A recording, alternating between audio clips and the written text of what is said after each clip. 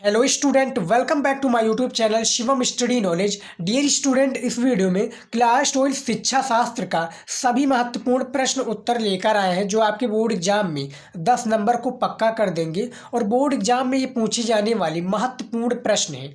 कौन कौन से प्रश्न हैं? बहुविकल्पीय प्रश्न और निश्चित उत्तरीय प्रश्न, जो कि आपका 10 नंबर जो है कंप्लीट करा देगा। तो आज की इस वीडियो को शुरू से लेकर लास्ट तक जरूर देखिएगा। सारी चीज़ें हम इस वीडियो में बताने वाले हैं। तो चलिए देखते हैं।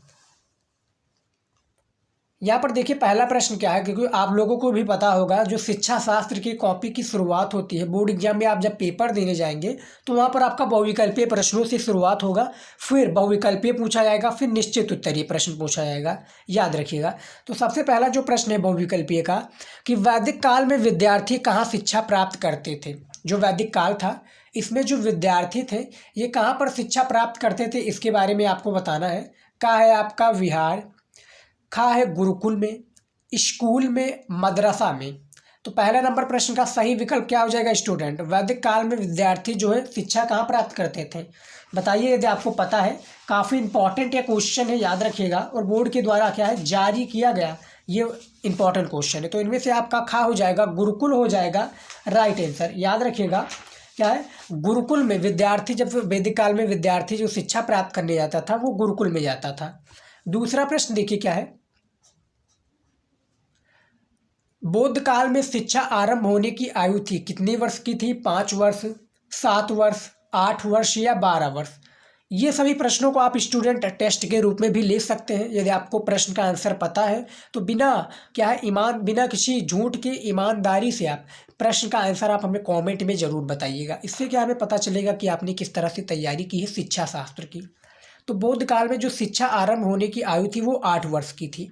यहाँ पर आपका जो है राइट आंसर हो जाएगा, गा हो जाएगा, 8 वर्ष सही हो जाएगा। उसके बाद में देखिए 3 नंबर प्रश्न क्या पूछा गया है, 4 वर्ष 4 माह, 4 वर्ष 4 माह 4 दिन की आयु पर कौन सा शिक्षा संस्कार होता है? उपनयन संस्कार, प्रवज्जा, विस्मिल्लाह या उपसंपदा।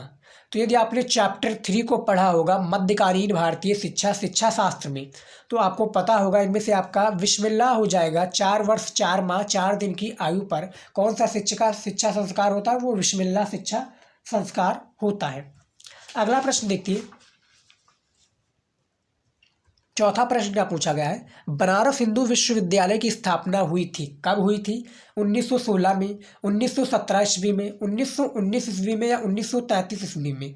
तो जो बनारस हिंदू विश्वविद्यालय स्टूडेंट याद रखिएगा, इनमें से आपका का हो जाएगा 1916 ईस्वी में बनारस हिंदू विश्वविद्यालय की स्थापना हुई थी, जो कि अब प्रेजेंट टाइम में शॉर्ट में हम कहा जाता है BHU, जो कि बनारस में है। 5 नंबर प्रश्न देखिए, श्रीमती एनी बेसेंट मूल रूप से भारतीय ना होकर क्या थी भैया? अंग्रेज थी, आयरिशी थी, फ्रेंच थी या जापानी थी। तो इनमें से आपका खा हो जाएगा आयरिश थी। जो एनी बेसेंट जी है ये मूल रूप से भारतीय ना होकर आयरिश थी। 6 नंबर देखिए, गांधी जी के अनुसार, जो गांधी जी हैं, गांधी जी के अनुसार शिक्षा का माध्यम होना चाहिए क्या? हिंदी, अंग्रेजी, मातृभाषा, विदेशी भाषा। तो गांधी जी के भाई अनुसार मातृभाषा होनी चाहिए। जो शिक्षा का अनुसार है इसका माध्यम जो है वो मातृभाषा होनी चाहिए। 7 नंबर प्रश्न देखिए, ये सारा जो प्रश्न है इंपॉर्टेंट है, काफ़ी चुनिंदा प्रश्न है। तो इस सभी प्रश्नों को आप स्टूडेंट तैयार कर लीजिएगा, काफ़ी इंपॉर्टेंट है। और भी मैं प्रश्न लाता रहूँगा और भी आपकी बोर्ड एग्जाम की तैयारी में कराता रहूँगा। तो 7वां देखिए, शांत निकेतन का वर्तमान नाम क्या है? जो आपका शांत निकेतन है इसका जो वर्तमान नाम है ये क्या है? विश्व भारती है, शांति विद्यापीठ, टैगोर विश्वविद्यालय या कोलकाता विश्वविद्यालय। तो जो शांति निकेतन का वर्तमान नाम है याद रखिएगा विश्व भारती हो जाएगा, यानी का विकल्प सही है विश्व भारती। और शांति निकेतन का जो वह रचनाकार है वो रविंद्रनाथ टैगोर जी हैं, ये भी आपको याद रखना है। उसके बाद में देखिए 8वां प्रश्न, अंतर्राष्ट्रीय पर्यावरण शिक्षा कार्यक्रम कब प्रारंभ हुआ? विकल्प में देखिए का है 1970 में, या खा 1972 में, गा है 1975 में या घा 1980 में। तो जो अंतर्राष्ट्रीय पर्यावरण शिक्षा कार्यक्रम प्रारंभ हुआ, याद रखिएगा स्टूडेंट हमारे प्यारे, यहाँ पर आपका 1975 हो जाएगा। याद रखिएगा अंतर्राष्ट्रीय जो पर्यावरण शिक्षा कार्यक्रम है यानी पूरे वर्ल्ड में पर्यावरण शिक्षा का कार्यक्रम प्रारंभ हुआ 1975 में। उसके बाद में देखिए 9 नंबर प्रश्न, विश्व पर्यावरण दिवस प्रतिवर्ष मनाया जाता है, कब मनाया जाता है बताइए। बहुत ही इम्पोर्टेंट प्रश्न है और इसका आंसर क्या है, हर एक विद्यार्थी को पता होना आवश्यक है। विश्व पर्यावरण दिवस कब मनाया जाता है, 5 जून, यानी 5 जून पर टिक आप लगा दीजिएगा आंख मूंद कर। तो इनमें से खा आपका 5 जून हो जाएगा सही विकल्प। उसके बाद में देखिए अगला क्या है, 10 नंबर प्रश्न,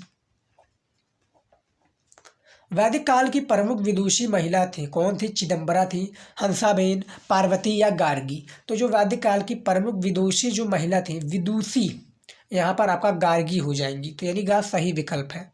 तो यहाँ पर देख सकते हैं 10 प्रश्न को हमने बहुविकल्पीय बताया है। फिलहाल ये 5 ही प्रश्न आपके बोर्ड एग्जाम में पूछे जाते हैं, एक एक नंबर का, और 5 नंबर आपका कन्फर्म हो जाता है। अब देखिए अगला क्या हमारा आ जाता है, अगला आ चुका है महत्वपूर्ण निश्चित उत्तरीय प्रश्न। ये भी आपका 1 नंबर का पूछा जाता है। बाकी फर्क जो आपका फ़र्क होता है बहुविकल्पियों का एज इट कंपेयर, इसमें से आप क्या है, एक ही इसका जो इसका प्रश्न का आंसर है, इसका एक ही लाइन में आपको इसका आंसर देना है। इसमें आपको ऑप्शन कोई नहीं दिया जाता। एक प्रश्न पूछा गया, इसका एक लाइन में आंसर दे दीजिए, 1 नंबर आपको दे दिया जाएगा। और ये भी आपका 5 ही प्रश्न पूछा जाता है, एक एक नंबर का महत्वपूर्ण निश्चित उत्तरीय प्रश्न। पहला प्रश्न देखिए शिक्षा शास्त्र का, कि वैदिक शिक्षा आधार, यहाँ पर देखिए वैदिक शिक्षा आधार ग्रंथा, क्या ग्रंथों अर्थात वेदों का नाम लिखिए। वेद 4 प्रकार के हैं, ऋग्वेद, यजुर्वेद, सामवेद तथा अथर्ववेद। क्या है, अथर्ववेद। ये वैदिक शिक्षा आधार के ग्रंथों का नाम है। 4 प्रकार के वेद हैं, ऋग्वेद, यजुर्वेद, सामवेद तथा अथर्ववेद। दूसरा प्रश्न देखिए इसका, उपसंपदा संस्कार किस काल की शिक्षा में संपन्न किया गया था। जो आपका उपसंपदा संस्कार है, ये किस काल की शिक्षा में संपन्न किया गया था या किया जाता था। उपसंपदा संस्कार बौद्धकालीन शिक्षा में क्या है, संपन्न किया जाता था। ये भी एक एक नंबर का प्रश्न है, ज़्यादा बड़ा मन नहीं है। तो इसका आंसर जो है एक एक शब्दों में आपको देना है, और एक एक शब्दों में दे दीजिए, इसका आंसर आपको कन्फर्म हो जाएगा। 3 नंबर प्रश्न देखिए, मुस्लिम काल में मकतबों में किस स्तर की शिक्षा प्रदान की जाती थी। जो मुस्लिम काल थे, इसमें जो मकतब थे, इसमें किस स्तर की शिक्षा प्रदान की जाती थी। तो मुस्लिम काल में मकतबों में प्राथमिक स्तर की जो शिक्षा प्रदान की जाती थी, यहाँ पर देखिए मुस्लिम काल में मकतब जो होता था, इसमें प्राथमिक स्तर, यहाँ पर देखिए किस स्तर की, तो प्राथमिक स्तर की शिक्षा प्रदान की जाती थी। यहाँ पर आपको जो प्रश्न एज इट इज रहेगा, बस आपको थोड़ा सुधार उसमें कर देना है, 1 नंबर आपको प्रश्न के थ्रू ही मिल जाएगा। चौथा प्रश्न देखिए, भारतीय शिक्षा आयोग या हंटर कमीशन का गठन कब तथा किस लिए किया गया था। भारतीय शिक्षा आयोग या हंटर कमीशन का गठन कब तथा किस लिए किया गया था, इसके बारे में बताना है। तो इसका आंसर देखिए, भारतीय शिक्षा आयोग या हंटर कमीशन का गठन सन क्या है, 1882 में किया गया था। और इसका मुख्य उद्देश्य क्या है, प्राथमिक शिक्षा व्यवस्था पर विचार करना था। जो चौथा प्रश्न पूछा गया है काफ़ी इंपॉर्टेंट है, इसको आप तैयार कर लीजिएगा। और स्टूडेंट लिखना चाहे तो लिख भी सकते हैं, क्योंकि शिक्षा शास्त्र के स्टूडेंट का काफ़ी कमेंट आ रहा था कि सर इंपॉर्टेंट वीडियो बनाइए जिसमें आपका निश्चित उत्तरीय प्रश्न हो और बहुविकल्पीय हो। तो आज का वीडियो उन्हीं के लिए डेडिकेटेड है। 5वां प्रश्न देखिए, माध्यमिक शिक्षा आयोग का गठन कब हुआ था तथा इसके अध्यक्ष कौन थे। तो जो माध्यमिक शिक्षा आयोग का गठन हुआ था, ये आपका 1952 में हुआ था। और इस शिक्षा अध्यक्ष के 2 गठन के डॉक्टर लक्ष्मण स्वामी मुदालियर हो जाएंगे इस माध्यमिक शिक्षा आयोग के गठन के अध्यक्ष। 6 नंबर प्रश्न देखिए, मालवीय शिक्षा का मुख्य नारा क्या था। जो मालवीय शिक्षा है, मालवीय जी का, यानी मालवीय शिक्षा ने मालवीय जी का, मदन मोहन मालवीय जी का मुख्य नारा क्या था बताइए। तो इनमें मुख्य नारा वही था, हिंदू, क्या है, हिंदू देखिए, हिंदी हिंदू, यहाँ पर हिंदू हिंदुस्तान, हिंदी हिंदू हिंदुस्तान, ये इनका मुख्य नारा था। 7वां प्रश्न देखिए, श्रीमती एनी बेसेंट किस प्रकार संस्था की क्या है सक्रिय, देखिए किस प्रकार जो एनी बेसेंट है किस प्रकार या किस महान संस्था की सक्रिय सदस्य थी। श्रीमती एनी बेसेंट क्या है, थियोसाफिकल सोसाइटी की सक्रिय सदस्यता थी। एनी बेसेंट जी के ऊपर ज़्यादा आपका प्रश्न पूछा जाएगा। 8वां प्रश्न देखिए, गांधी जी के अनुसार शिक्षा का अर्थ स्पष्ट कीजिए। 8वां प्रश्न है, जो गांधी जी हैं इनके अनुसार शिक्षा का अर्थ आपको स्पष्ट करना है। तो देखिए इसका आंसर देखिए, एक ही लाइन में, ज़्यादा नहीं पूछा गया है। गांधी जी के अनुसार व्यक्ति के शरीर, मस्तिष्क और आत्मा में निहित सर्वोत्तम गुणों का सर्वगीण विकास ही शिक्षा है। गांधी जी के अनुसार ये आपका 1 नंबर का सही विकल्प हो जाएगा। उसके बाद में देखिए 9 नंबर प्रश्न क्या है। टैगोर द्वारा 9 नंबर प्रश्न पूछा गया है कि टैगोर द्वारा दिया गया मानवतावादी नारा क्या है। जो मानवतावादी नारा है टैगोर के द्वारा वो क्या है, तो यहाँ पर देखिए टैगोर के द्वारा दिया गया मानवतावादी नारा क्या है, वसुधैव कुटुंबकम, वसुधैव कुटुंबकम। और ये अब की जो हमारे देश में, जो हमारे इंडिया में नई दिल्ली में क्या हुआ था, क्या एक संगठन हुआ था, उसमें ये आपका लगा था वसुधैव कुटुंबकम। कौन सा संगठन, उसका कमेंट में आप आंसर बताइएगा, आप लोगों को पता होगा।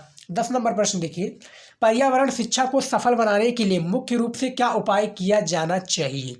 जो पर्यावरण शिक्षा है इसको सफल बनाने के लिए मुख्य रूप से क्या उपाय करना चाहिए आपको बताना है। तो देखिए पर्यावरण शिक्षा को सफल बनाने के लिए पर्यावरण के प्रति उचित दृष्टिकोण का विकास करना ही अति आवश्यक है। तो 10 नंबर प्रश्न देख सकते हैं किस तरह से, यानी आपका प्रश्न वही रहेगा, बस आपको थोड़ा ही चेंजेस कर देना है। एज इट इज प्रश्न का आंसर आपको 1 नंबर दे दिया जाएगा। तो यहाँ पर देख सकते हैं स्टूडेंट, हमने 10 प्रश्न को क्या है निश्चित उत्तरीय 10 प्रश्न बताए हैं और 10 प्रश्न आपका शिक्षा शास्त्र का बहुविकल्पीय प्रश्नों को बताया है। ये सारा इंपॉर्टेंट प्रश्न है, आप लोगों को पसंद आएगा। तो आज की इस वीडियो में स्टूडेंट इतना ही, मिलता है नेक्स्ट वीडियो में नए टॉपिक के साथ। जय हिंद।